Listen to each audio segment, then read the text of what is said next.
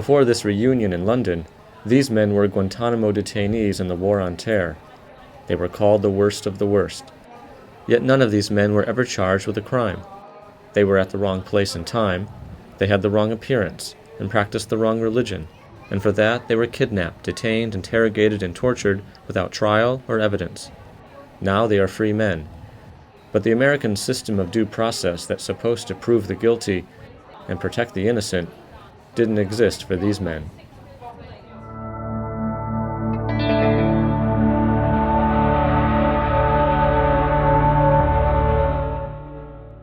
I was held for a total of 3 years. 3 years without charge, without trial, without any explanation, and I was released without charge, without trial, and without any explanation. He's a free man now. But when Mozambique was captured and sent to Guantanamo, he was a British resident helping build a school in Afghanistan. Now he's getting to know his own kids who were too young to remember their dad. My youngest daughter recognized who I was because I think my wife must have told her through the photographs as to who Dad is, but she refused to look at me. And the son that I've never seen cried the moment I tried to touch him because I was just a stranger to him. And my wife looked exactly the same as she had the night that I'd been taken away from her. I experienced sadness in a state that I never have. Cruelty in a depth that I never seen in my life. But you will not leave a similar person anymore. You will leave as broken, physically broken, psychologically broken wretches. Omar DeHaze grew up and went to law school in England. He became Guantanamo prisoner 727 after going to Afghanistan to study its legal system. He also married an Afghan woman there. Omar uses drawings to help tell his story of torture. Put in this kind of position, and then God pushed his fingers into both my eyes, where I lost the sight in one of my eyes. I remember being spat at. I remember the dogs being brought so close to me that I could almost feel the saliva dropping off the dog's mouth. You cover your head with the black bag again, suffocate from it.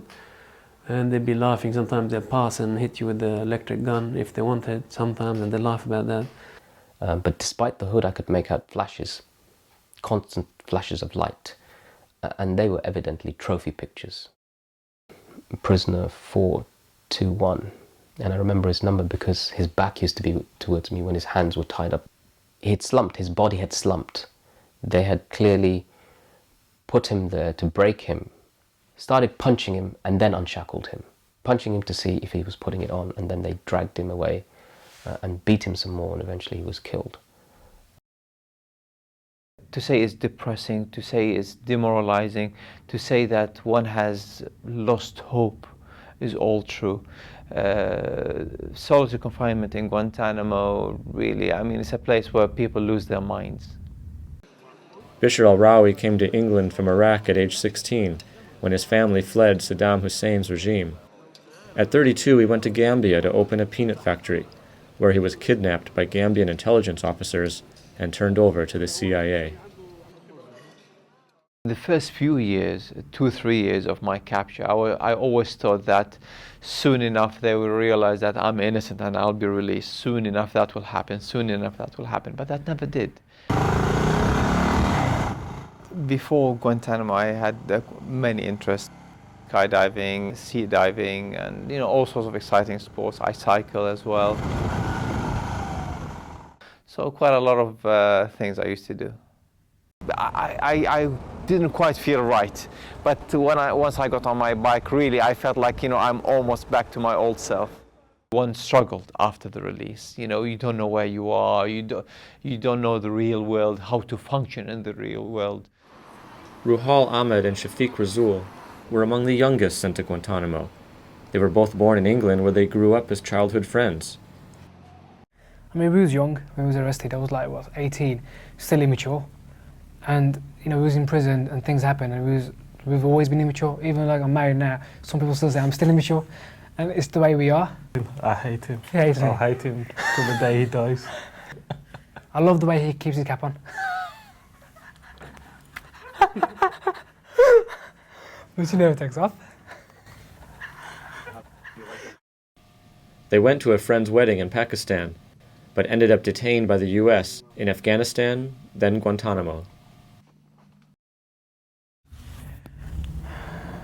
Throughout our stay in Guantanamo, we was all physically and psychologically and sexually abused in many forms. Guantanamo Bay was hell for us for 2.5 years, and that's never going to... It's like just asking a woman who's just been raped, will her life go back to normality? Never. It's impossible.